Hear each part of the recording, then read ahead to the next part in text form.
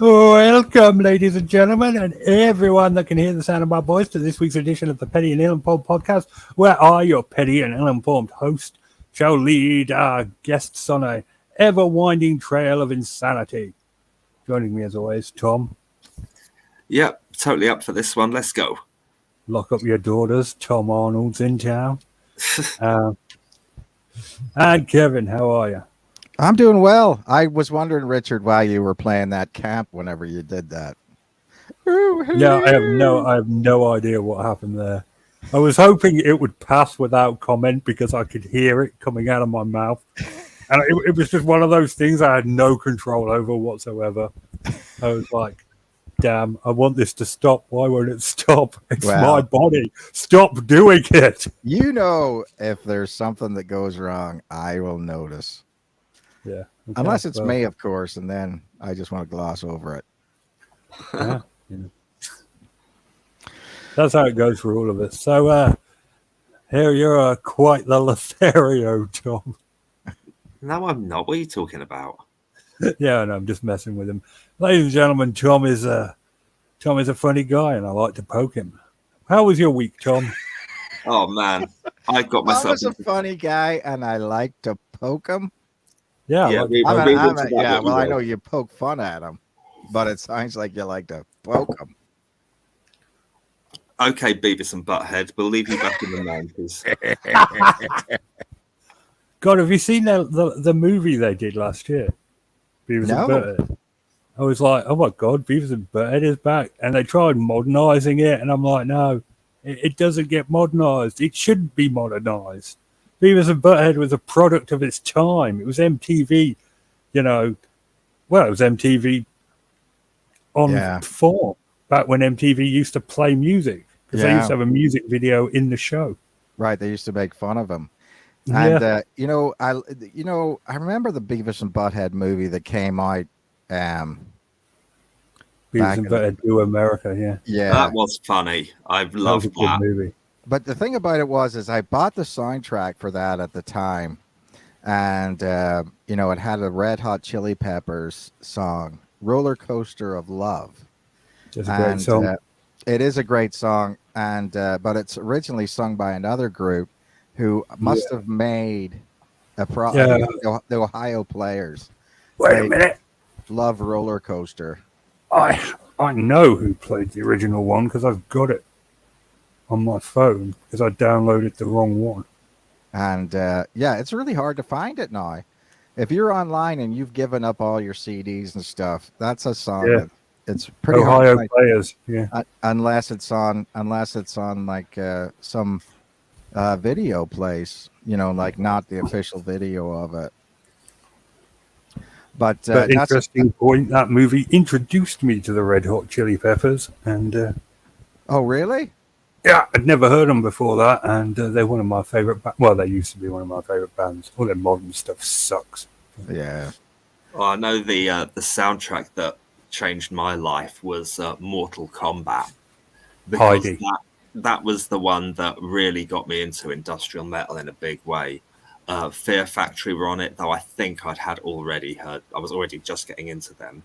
There was a great. I bought about 4 or 5 albums based solely on that soundtrack. I got into Napalm Death that way because Twist the Knife Slowly was on it, and they turned out to have written far, far better songs than that. Wow. Then I got into. They only did this. They were never made it at all. There's a band called Mother's Day Out. They had a song that I really liked on that soundtrack, and I found that on vinyl in HMV Oxford Street, I think, which is interestingly just reopening, which I'm looking forward to. And KMFDM, that's the other one. There was a song on there called Juke Joint Jezebel, and I found the album that was on. And I got it on vinyl and CD at different times, and I absolutely love that album. It's certainly in my all-time top 10, if not my top 5 CDs ever. Nil, spelled Nihil by KMFDM. It's an industrial metal absolute masterpiece in my humble opinion. So yeah, the album, the soundtrack that really changed it for me wasn't Beavis and Butthead, but Mortal Kombat. Loved that. What do you think about Heavy Metal, the movie? Is that too old for you? You never get decent look at her tits. That's mine.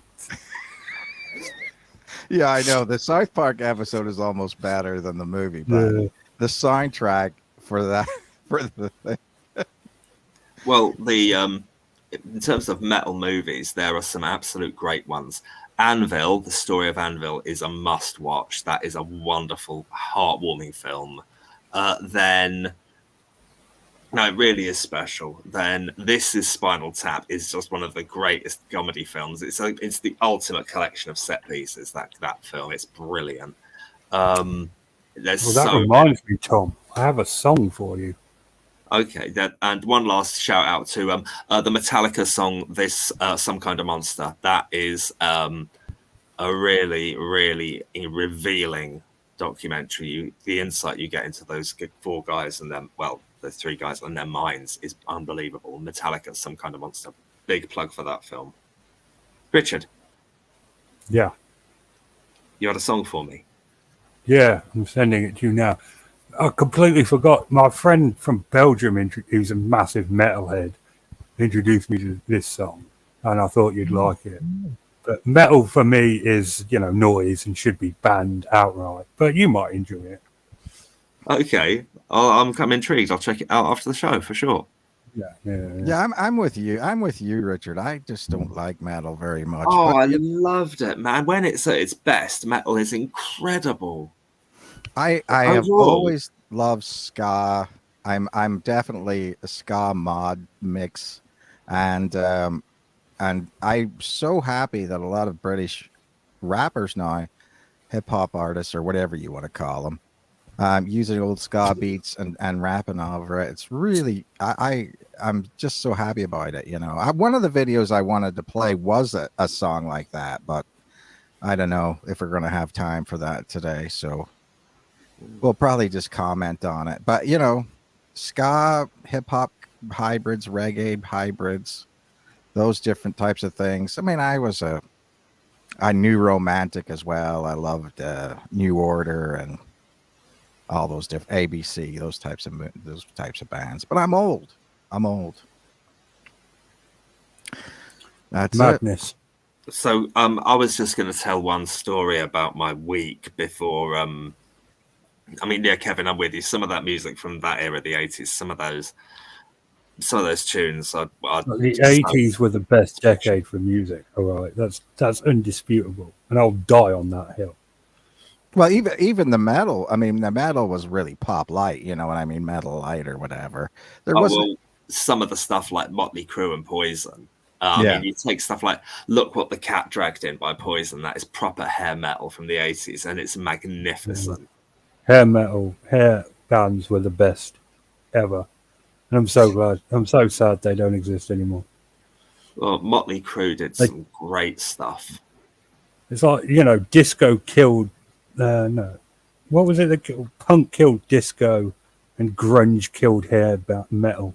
Yeah, grunge definitely did. Yeah. But disco killed funk, and I love funk.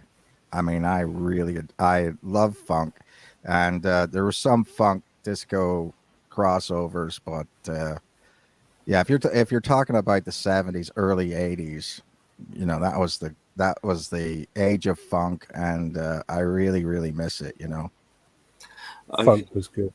I've got to get this one out now. You asked about 5 minutes ago, at least, Richard. You asked how my week had gone. Well, it's been great. It's been cool. But apart from one abysmal incident where what happened was, when I was shopping last weekend, I bought for Monday, I bought this noodle tub. It's like just 99p from Home Bargains. You mainly use it once and chuck it in the bin. But in my infinite wisdom, I thought, I know, I'll buy that stuff. The tub was like a giant Costa coffee tub, that sort of right, a pot noodle. Yeah, I'm getting you. Pot noodle is kind of pot noodle ones are plastic. This one was like a Costa coffee cup, which is sort of reinforced cardboard. So what I decided to do was on Monday, I poured boiling water in it, ate the noodles in it, done. But then I didn't throw it away. I rinsed out the tub and put it in the cupboard. And then on Tuesday, I put open noodles from a packet, one of those sort of rectangular little things that can cost as little as 20 or 30p. And I got one of those and put the boiling water in, ate it, rinsed it up, put it in the cupboard. And then on the Wednesday, I tried the same trick again. I got these, they were pot noodles, but lost the pot. It was just in a packet again. I ripped it open, crumbled it up a bit, put it in the tub, poured boiling water in it with the sachet of the sauce. How did you lose the pot on a pot noodle? No, that's what it's called. It's lost the pot noodle. It's a type of pot noodle that comes in a packet. Yeah, it's super noodles. It's like, yes, in America, you're talking about what we would refer to as top ramen for American. That's right. Ramen noodles. Yeah. So I thought you'd lost the pot for the pot noodle, and I was like, how? How does that even happen? Well, that's what happened, and yes, Gabby, many pot noodles are vegan, even the doner kebab ones somehow. So, what? Anyway, yeah, the doner kebab pot noodle is vegan. Too bad, Richard. Suck it up. That makes no sense whatsoever. I love pot noodles. Don't ruin pot noodles for me. They're not all vegan. I'm sure is it just the essence of meat? Just the same sort. How do they do that? The essence of meat. That's a good name for a band or a pickup line. Do you want to taste the essence of? I don't know. It's just made. It's. I'm sorry. Go ahead, Mitt. Okay. Is Tom there? Did you make him rage quit? No, I don't think so. Does Tom rage quit? It was just a joke. I think his mic went dead, or or he's probably got a lot of chats open and it froze up his computer. He'll be back, man. He'll be back. This is Tom's idea for the week, is that we're going to do these videos. So I don't think that he would make a big deal. I mean, I was just saying something. That's just weird. Yeah. I think it's technical problems. That's what I think. Yeah, there you go. There you go. Well, we'll just carry on as if he rage quit. Man, I can't believe that. So how was your week? How was your week, mate? What'd you do? Is your legs getting better? Yeah. They're slowly healing. The bruising has faded down. I mean, it's still bruised, but nowhere near. There's still lumps, but it doesn't hurt anymore. Did they say to you how long you're not supposed to, walk or something or anything like that? Well, I was never not going to walk, but they reckon 3 to 4 weeks at my age. Really? And it's an interesting thing, because if you were in America, they would have stuck you in a cast and that would have been it. 6 weeks, I noticed but the American health system is based upon, the fact that it's an industry. No, I understand. Oh, brother, I get it, mate. You know what I mean? I mean, I know when I broke my ankle in Northern Ireland, and I walked on it for a week. I went to the A&E in London, and they were like, "How the hell have you been walking on this?" And they just wanted me to get surgery the next day. It was just like, here we go. And I'll never forget that. In America, you'd be like, okay, you got to wait, go to the doctor. 6 weeks later, you go in, Hold on. I think Tom's calmed down now and he's come back. Yeah. You feeling better, Tom? My computer said it had tons of battery, but then it suddenly just died. So I had to leg it and get a charger. But I'm back now. So, I'd got to the point where I'd got my vegan pot noodle that was not in a pot. Oh, we're past that now. We're talking about crutches and stuff. Oh, come on. Let me let him finish. Let him finish. He was right in the middle of something. And I really I'm just messing with him. I hate it whenever you're right in the middle of something and you're almost there and it dies and you have to get a charge. Okay, man, go ahead. I'm being really over the top this week. I'm sorry. So, moving on from bringing my mind out of the gutter and moving on. So I sat down with this tub of this boiling hot water and these pot noodles just on my lap. It was, just cooking the noodles, just absorb as they warm up and absorb the water, just like a pot noodle works. And then suddenly there had this agonizing pain coming from my groin. And I looked down to see the pot had given up. It had burst open at the bottom and it was pouring this boiling hot, slimy noodle goo all over my stomach and my nuts. And I went, shit! And I sort of yelped upwards, staggered over to the sink, chucked the tub in the sink, and then just stood there with this sauce all over my t-shirt and my nuts. Please tell me you were in the middle of class when this happened. No, I'm not. And then you took your pants off to get them cleaned, and then the principal walks in and you in your box. Not even funny. I was in the staff room. I was in the boiling hot water with kids around. No thanks. There was a rap song in the 80s that went, my nuts, da da da da da. My nuts, da da da. I was in the staff room, and it was a sorry situation. I had to go and get a cold pack, but no. The funniest thing was, just before I left, somebody said, "Did you burn your belly?" And I turned round and I said, "What?" Because I swear to God, I thought the person had asked, "Did you burn your bell end?" And that's what I honestly swear to God, what I thought I had. Excuse me, did you burn your belly? I went, oh, it's a bit hot. And then they said, well, you better go and get a cold pack. And so I did. I went and found a first aider and I shoved this thing inside my t-shirt. And oh God, it just gets better and better. Yeah. I mean, this really is I find a first aider. I showed her my nuts. I did not show her my nuts. I'm just imagining like a bloody Carry On scene. Yeah. where he's just running around in his boxer shorts with an ice pack down his pants. Yeah. I mean, Richard, did I not have I not sent you the picture of no, I haven't. Hang on. What the hell? It gets worse. It gets even worse. Not only did you do this, but you took photographic evidence of this? For heaven's sake, grow up. I'm fully clothed in the picture. Okay. What do you think I am? Oh, for heaven's sake! Well, you have to document it. You have to document it in case you have to, where there's the pot noodle company for making too hot. Exactly. Where there's blame, there's a claim, mate. That's all I'm saying. Look, and I think you could get $2 or $3 grand for nut burn. Look, Richard, if you go to our Facebook chat now, you'll see I've sent you the picture of the noodle tub with its burst open bottom, and there you go, and the mess that was all over me. Yeah. Okay. Okay. So perfectly decent picture. All right. So that's fucking nothing. All right. I was expecting way worse than that.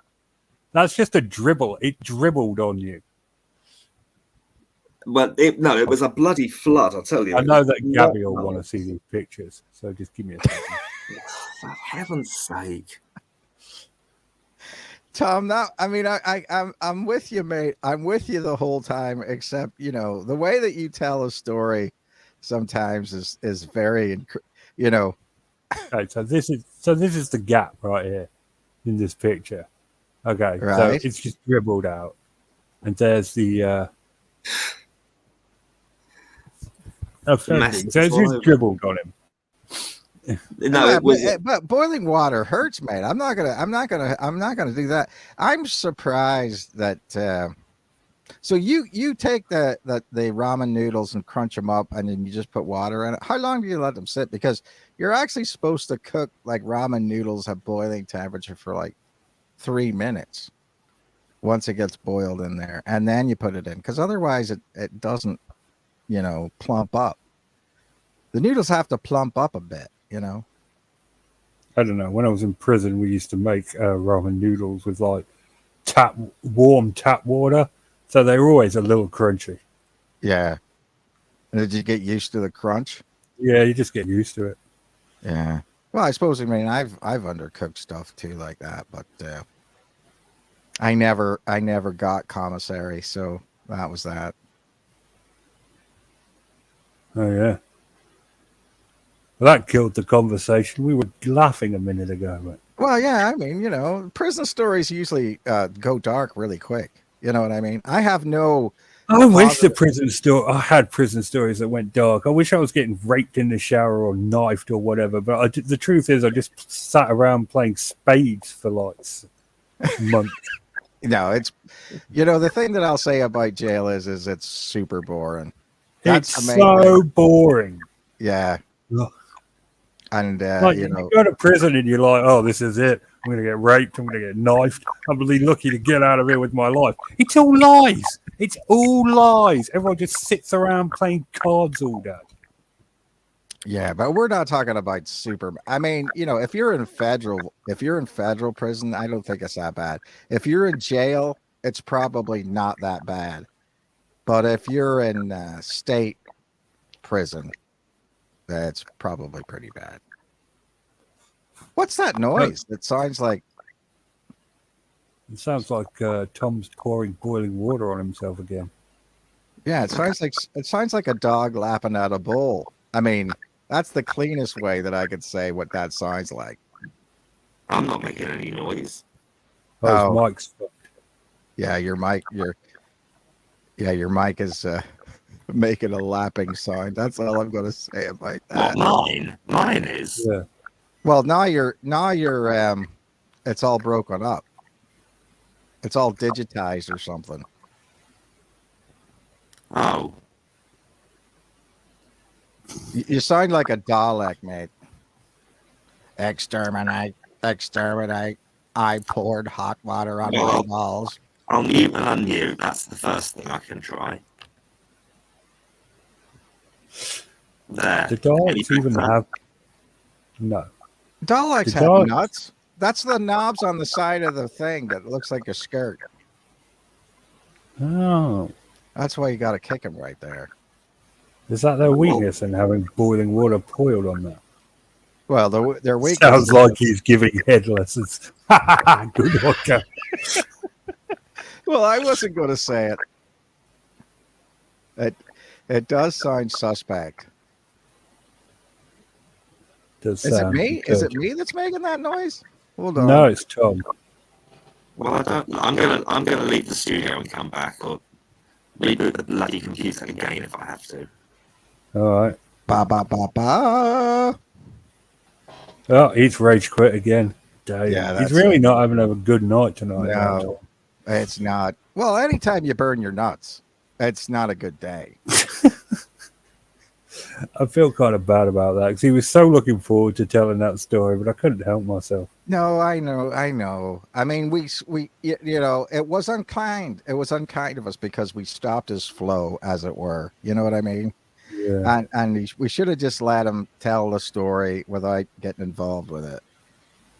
Although now that I know he's the type of bloke that saves pot noodle pots and cleans them out and puts more noodles in, that explains a lot of things. Yeah. That's not a normal person that does that.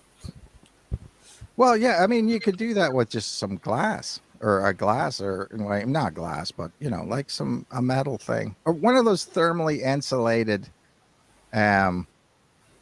coffee things that you get, that you reuse. It's one of them. Cost you $3 at the bargain market where you got the other stuff, probably, or down the market. Oh, Tom. Yeah, well, I've tried. That's better. Oh, phew. Okay, so right before we have to hear my endure me and my lame voice any longer, were we going to do some YouTube clips, some of our favorite things? We were.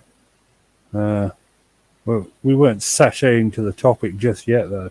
We feel like we owe you an apology, Tom. We interrupted your flow. Yes, we did not.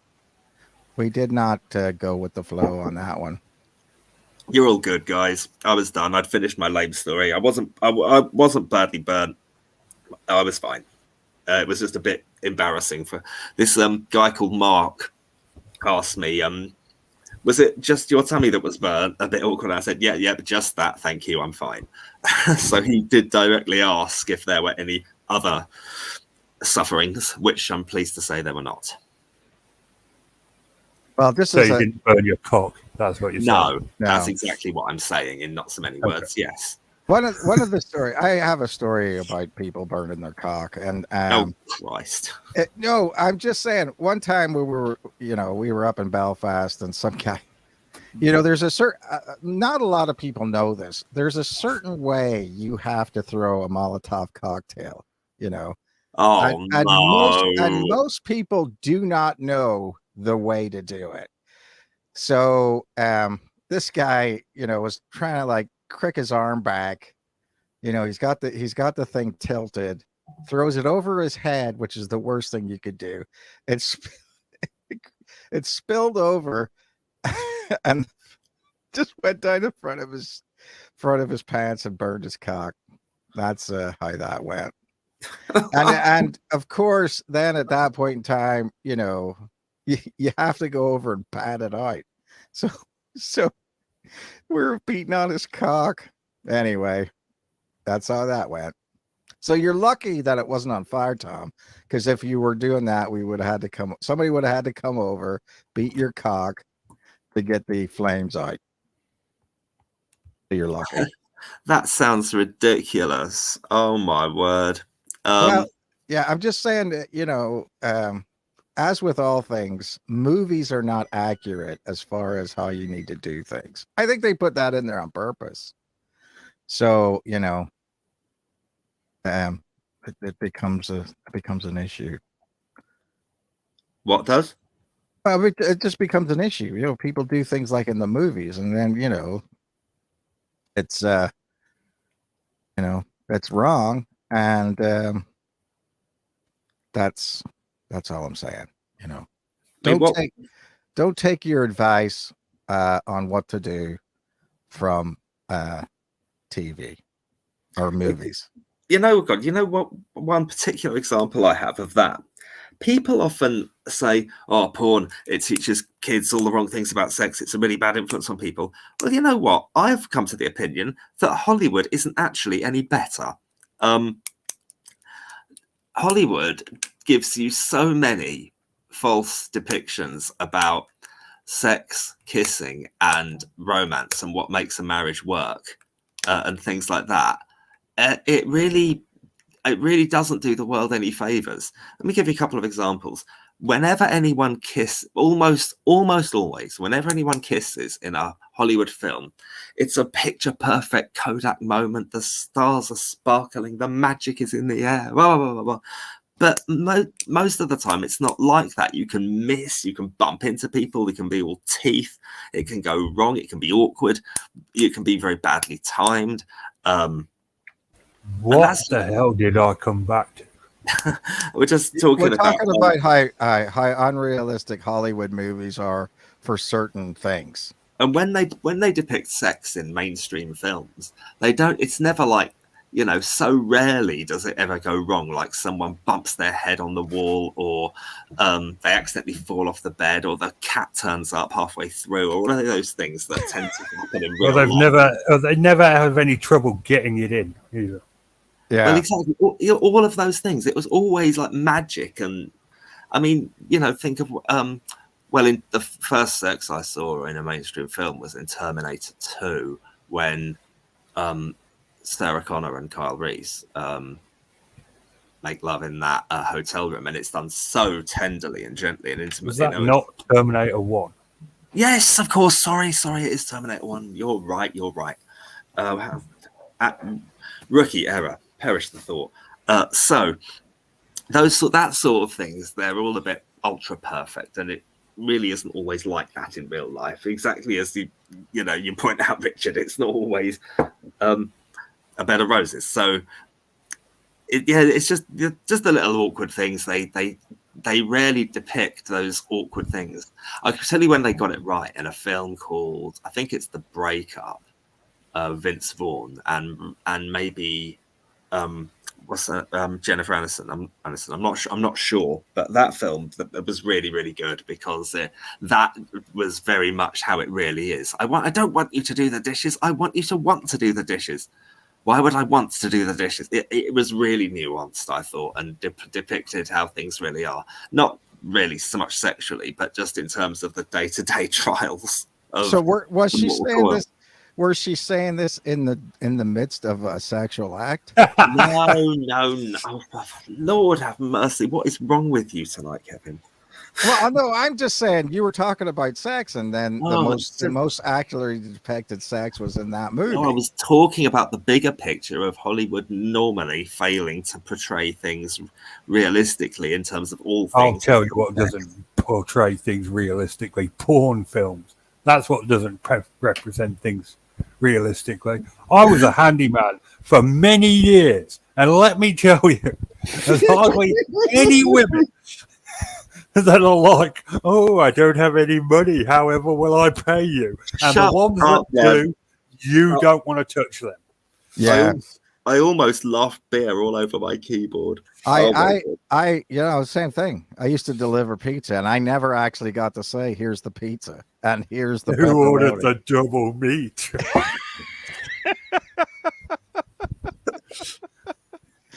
Yeah. Guys, this is fantastic. Surely we've got to get onto some YouTube stuff now. Well, oh my God, Jesus Christ! Fine. No, Baby Tom. It's like the Fight Club does not represent actual fighting. You know what I mean? That's not how it works. I mean, even though they had, they were fighting every week, and by the next week, all their wounds had healed. They must have some super way of doing it whenever they're beating the tar out of people. That's not how quickly people heal. But anyway. Yeah. Oh. Okay, which one are we going for first, Richard? Susan Boyle, apparently. I just love this. This is special.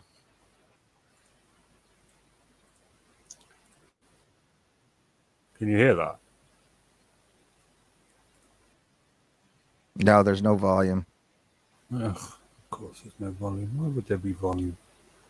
Why would anything try to make my life easy? Share screen. Well, was the volume turned up? It looked like the volume wasn't on, mate. Just from what I was looking at. All right. Ready? Yep, hit it. Hi, Great. what's your name, darling? My name is Susan Boyle. Okay, Susan, where are you from? I am from Blackburn near Bathgate, West Lothian. It's a big town. It's a sort of collection of villages. I had to think there. And how old are you, Susan?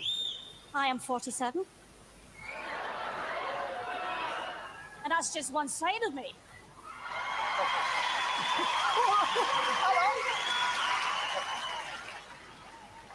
Okay, what's the dream? I'm trying to be a professional singer. And why hasn't it worked out so far, Susan? I've never been given the chance before, but here's hoping it'll change. Okay, and who would you like to be as successful as? Elaine Page. Elaine like Page. that. What are you going to sing tonight? I'm going to sing I Dreamed a Dream from the Miserables. Okay, big song. Yeah? Yes.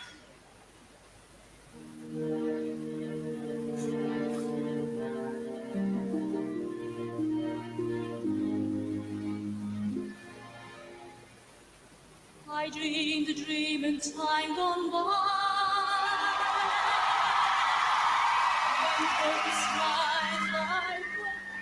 You didn't expect that, did you? Did you? No. I dreamed that love would never die.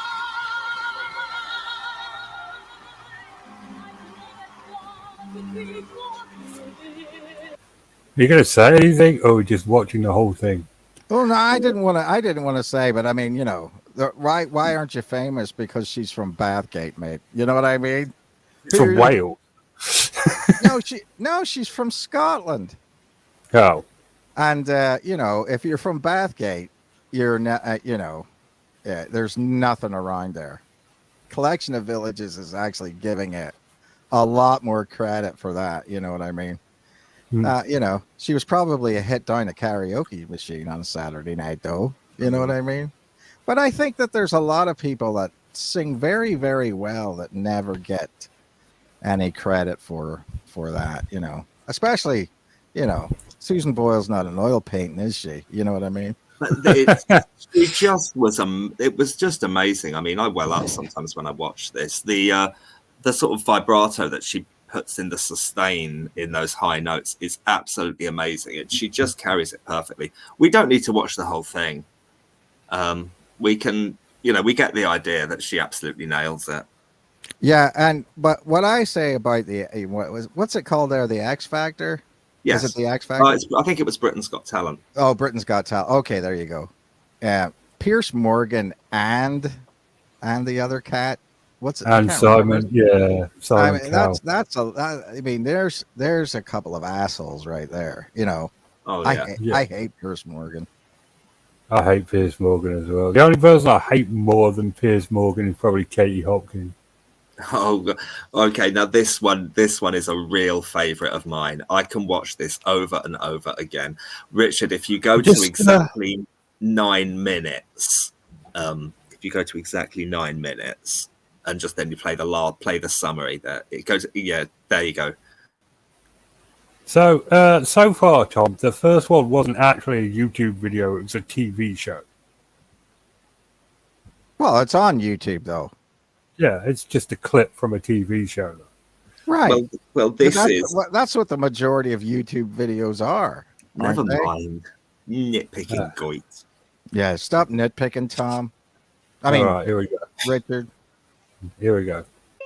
We're all just as vacuous and shallow and horrible and consumerist obsessed as the rest of you. So essentially, the message of the film is this. Feel sympathy for people who are disgustingly wealthy and so disgustingly wealthy that they not only don't notice having a spare apartment, not only don't notice losing the income from a job, not only don't notice that one of the people that they're employing is so poor that he can only afford to go and see his wife once every 3 months. Not only that, but are also imperialist American pig dogs of the highest order when it comes to cultural imperialism. I mean, honestly, I tell you, it's one of those things you just go, this is a satire, right? It's not to do the gender politics. As I said, I will leave that to women who have written much more, authoritatively outraged commentaries about this than I have. I would refer you, incidentally, to In The Stranger, this column by Lindy West, I think it is. Many people have tweeted about this. I can't read any of it out because it's scorchingly rude, but on the class war politics, it is the most don't say it like that. Well, you did say I'm not going to rant. You did say I am not going to rant, and that was about 10 minutes ago. It is consumerist pornography. It is an orgy of dripping, just dripping wealth that made me want to be sick. I just absolutely love that. So that was a radio show, not a YouTube video. Yeah, but I mean, so they were talking about Sex in the City too, I guess. Yeah, I think we should have stroked that up first. Put it out there. That's all I'm saying. Well, we could see it. Yeah. Well, I mean, that is true. I mean, you know what I mean. That's the thing about it is that that's the way. If you're living in New York, unless you're very, very successful, you're living in an 8x10, your toilet's next to your bed and all that stuff. It's a micro apartment. I suppose it's like living in London. I don't know, but I mean, London is so expensive. I don't know how people do it. So, I mean, even EastEnders is unrealistic as far as the houses there. Renting and I mean, how did Alfie get the money when he's barely scraping by to rent a place with Freddie? Okay. He's working part-time as a pot man, basically, but that's the thing, right? Chelsea and Whitney have like a whole house to themselves, and they barely. Well, that makes sense because she married. Well, yeah, but I'm sure they had a mortgage. Gray owned it. Oh, he did. Yeah. Okay. Gray owned it, and then Chelsea married him. And despite the fact that he was an uncaring psychopath, she somehow ended up with the house. I guess maybe she sued him or something off screen. Well, he's not using it, is he? I don't know. Not for the rest of his life, no. Okay, got it. So shall I introduce this one then? So what's Uli Steck. Uli Steck is he's a soloist mountaineer. He's no longer with us. He died doing what he loved, but this is him doing climbing 3 massive mountains in the Alps in a stupid style, stupidly fast, and it's no wonder he died doing this kind of crazy thing. But oh my word, it's something to watch.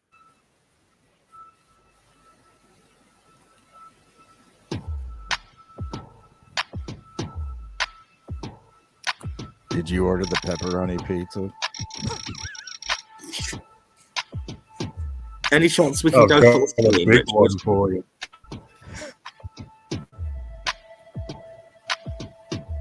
Yay.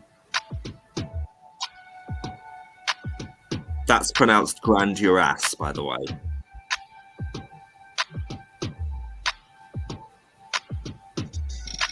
If I made a porn movie, I'd call it Grind Your Ass, too.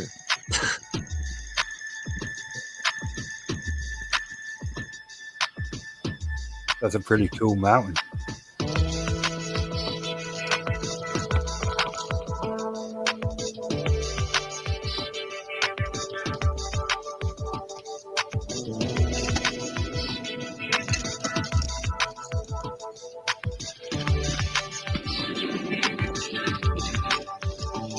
I mean, when this mountain was first climbed, it took about 4 days with them having to camp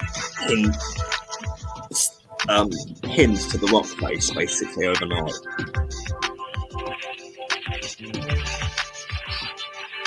I mean, imagine the cardio of that guy. You know what I mean? His lung capacity must be massive. Ladies, I bet he could go all night. Am I right?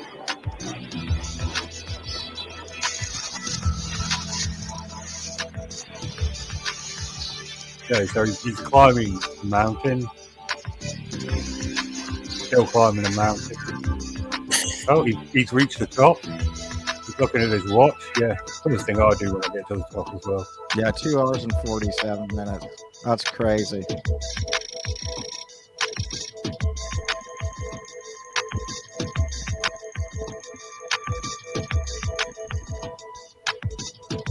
Here we go. He's off. He's off again. And he's climbing another mountain. It looks identical to the last one. We're assuming it's a different one. This isn't the Who's Have I Got News for You. That's the sort of level of comedy you're providing.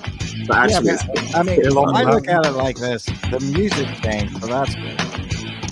Oh, he's just really going for it. He's proper climbing this mountain. I mean, that last one he was sort of jogging up.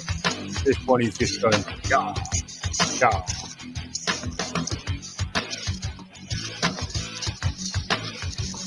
No rope, no nothing. The man's insane. No surprise. He died trying to climb Everest, wasn't it? It was in Nepal or something, yeah.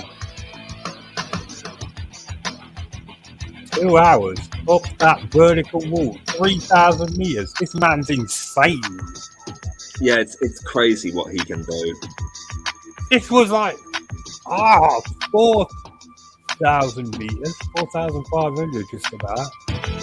And he's climbing again. Still climbing. Maybe they should interpret this as like him just having a beer or something.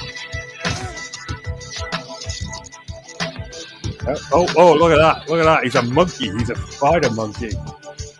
No stopping this bloke. I'd love to be just above him. Just as he gets to the top. And he's reached the top again. He's pretty pleased with himself. 1 hour 56. That was easier than the last one. He's a legend. Yeah, it's pretty cool, that one. Okay. I'm gonna say something here. He did it in 1 hour and 57 minutes, but the cameraman was above him the whole time.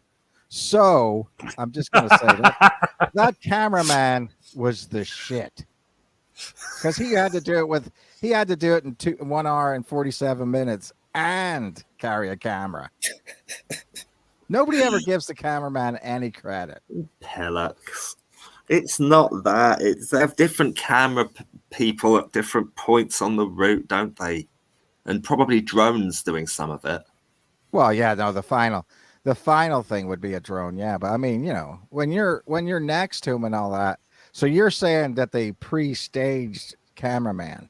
Probably, yeah. I don't know about that, mate. I don't know.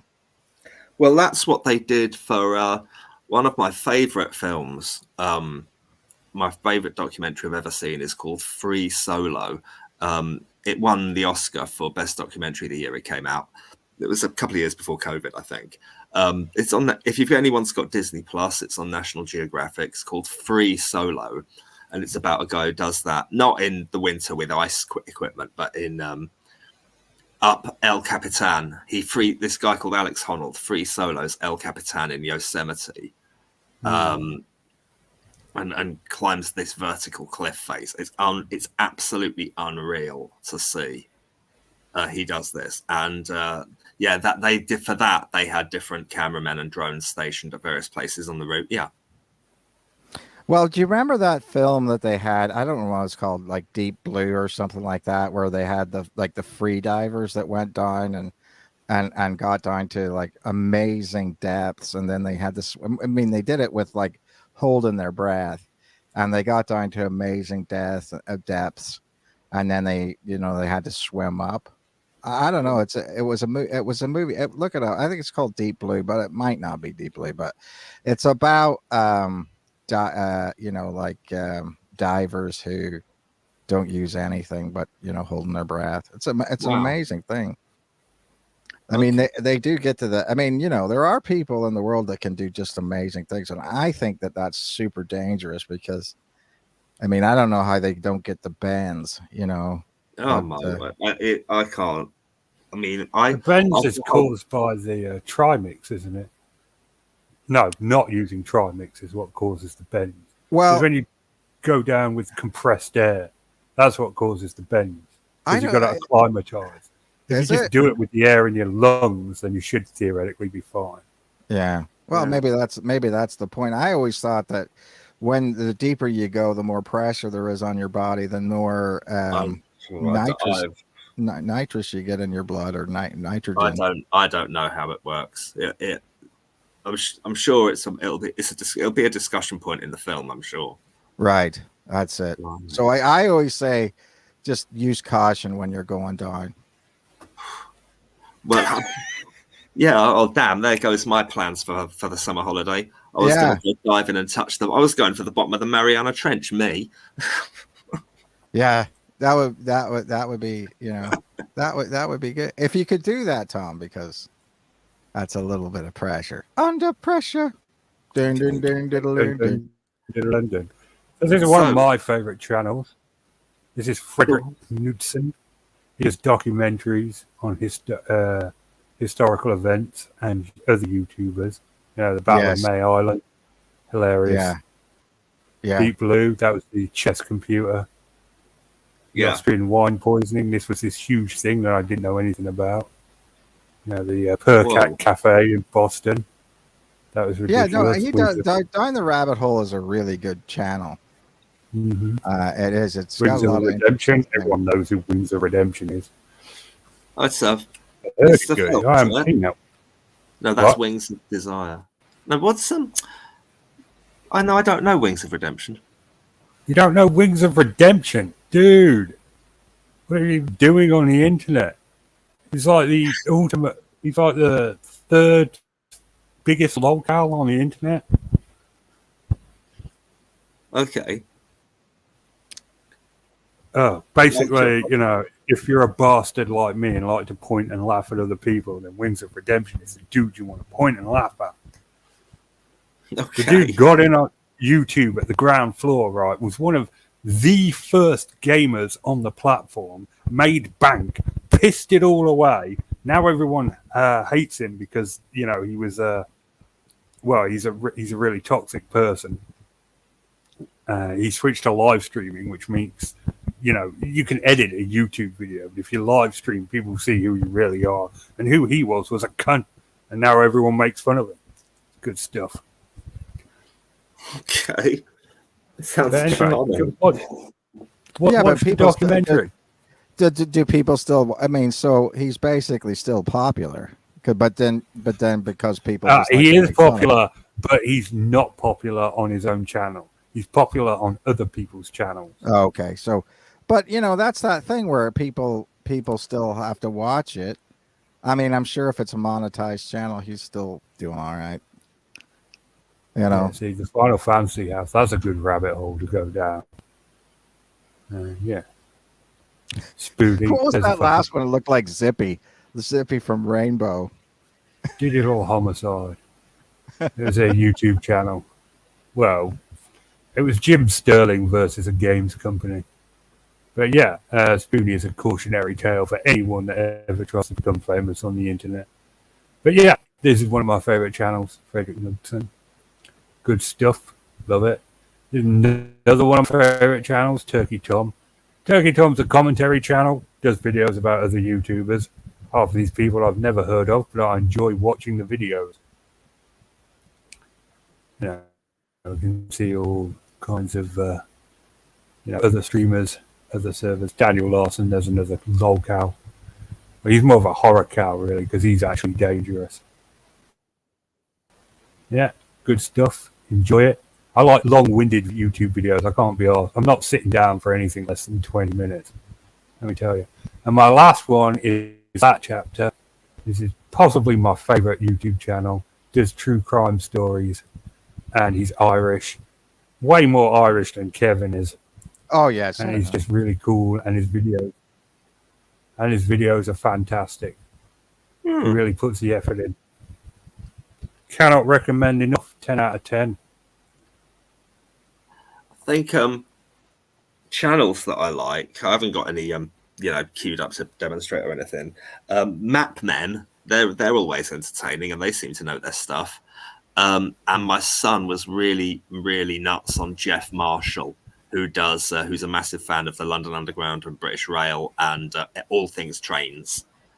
We met Jeff Marshall. We went to a book signing about a book he'd written about the London Underground, full of sort of facts and extra little details about all the different stations, all kinds of little tricks, different things that trains do, and when sometimes you can stay on a train beyond the last station and they'll let you do it if the train just goes around a 360 loop and comes back on itself, and no one's meant to know that it can do that, but you can, and you can stay on it, and for little facts and figures like that. Anyway, I've fallen down the rabbit hole there. But anyway, Jeff Marshall, Jeff Marshall and Map Men are the two, channels that spring to mind for me as favorites. Yeah. What about you, Kevin? You got any favorite channels? Well, there's a Scottish historian. He's got a YouTube channel. His name is Bruce Fumey. And he's one of those guys that you can hire to if you go to Scotland. He doesn't live that far from you, Richard, to be on the other side. But he shows you all the borderlands and gives you stories about history of Glasgow, history of Edinburgh, and stuff like that. He's really really good, and he does talk about things that you don't really hear about. He used to be a teacher, gave it up to be a tour guide. So he used to be a history teacher, gave it up to be a tour guide. His name is Bruce Fumey or Fumi. He is of Jamaican extraction, so he's got big dreadlocks and stuff like that. He's a fun guy. If you ever want to see a Jamaican looking guy with a Scottish accent, that's your show for you. Okay. And he's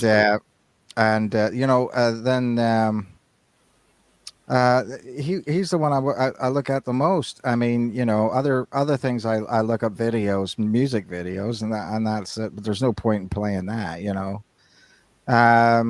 But so Vimo, is it Vivo or Vevo that has like the official videos of bands and stuff. And I like to do that. So most of my stuff is just musical stuff, and I'll go onto YouTube and look for stems of songs or a cappella versions of songs where they've ripped it out. So I can use those over different things to make my mashups and that. So that's what I do. You know, the internet to me is more for looking for things because I'm older. You know what I mean?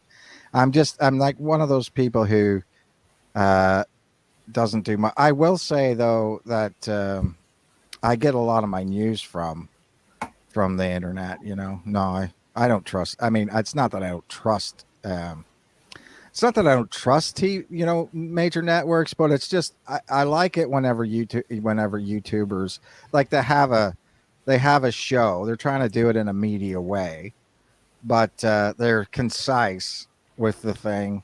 There's not a lot of extra bull crap with it, and it's just okay. Find the news. That's it. Go on. You know what I mean? So I trust the internet even less than TV. Well, no, I mean, here's the thing that I'll say about that. Obviously, these folks have a political agenda, but I think but that's the thing. You've got to look at that with a skeptical eye.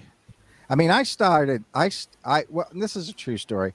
I stopped trusting network news when I was a kid because I was my uncle used to run this. It was called the Farset Project, and it was right on the edge of the falls in the Shankill Road. So it was supposed to be a cross community thing, and they would take like unemployed Catholic kids and unemployed Protestant kids and give them jobs and have them work on certain things. So this French camera crew was up there one time, and there was nothing going on, So they literally paid us money to throw stones at buildings to break out windows and all, because it was like a thing like that. And then they went home and showed it. Like we were just like, I was on the news looking like a rioter. And so, I mean, it was just like, okay, well, if it's not happening, we'll make it happen. That was their opinion. I don't really watch SS Sniper Wolf, Gabby. For the same reason I don't watch Amarath either. There's already an industry set up for women like that. They don't need to be pretending to be gamers. Oh, it was like what's that? OnlyFans or something?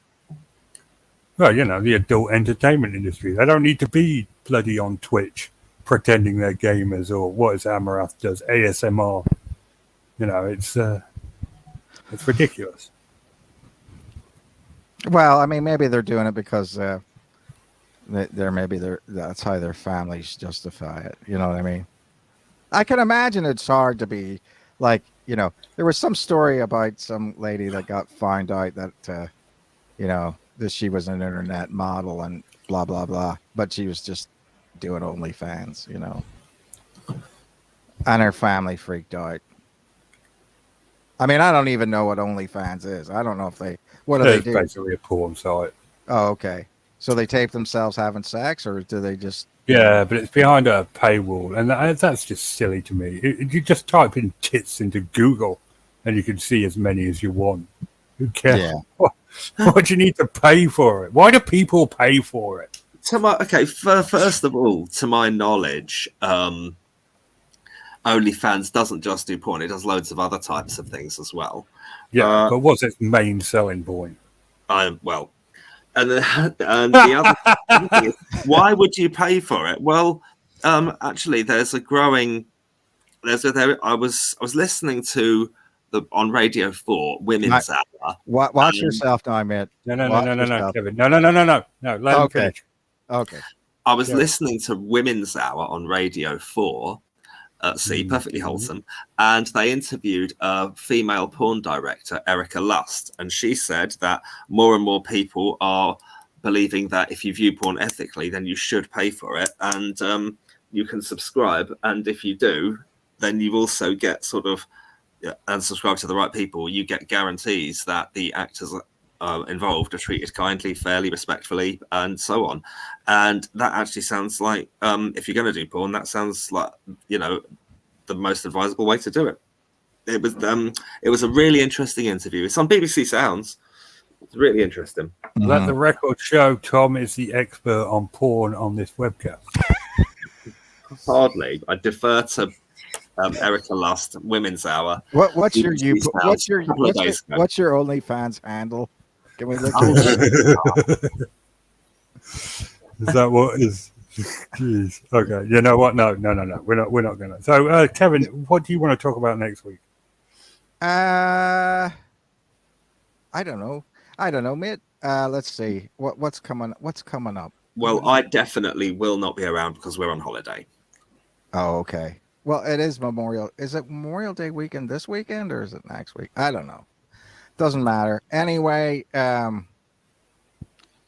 don't know, man. I'll just you come up with it. You've been coming up with the ideas for the last 3 weeks, and I like it. I like it whenever you come up with the idea. Tom came up with. I don't like to do it because it feels like I'm monopolizing it. But okay. Well, it's your channel, and you know what? You're the boss. If Tom's not here, I will monopolize it anyway. You know what? So you should pick the channel because otherwise, I'll jump all over it. Yeah, like a grenade. We grovel at your feet, Your Majesty. Yeah, fair enough. I guess next week we'll have a deep, introspective look into Stalingrad. Then. Oh no! You absolutely. I think that we should do. Yeah, the siege at Stalingrad. I hate you. I've got so much stuff to say about that. It's not even funny. I think that's what we should talk about. I do too. I want to talk about the intricacies of Zhukov. You are so mean.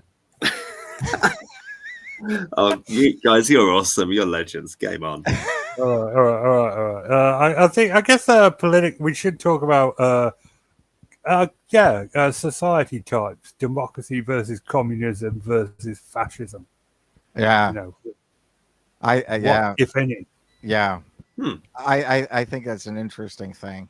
There is a lot of things. There is a lot of things happening in America, and it'll be interesting to see whether we allow ourselves to go over the debt ceiling next week. That's an interesting thing. All right, so that'll wrap us up for this week. We will return next week, despite the hopes of many, or should I say, despite the hopes of many. Oh, despite the hopes of many. Exit stage right.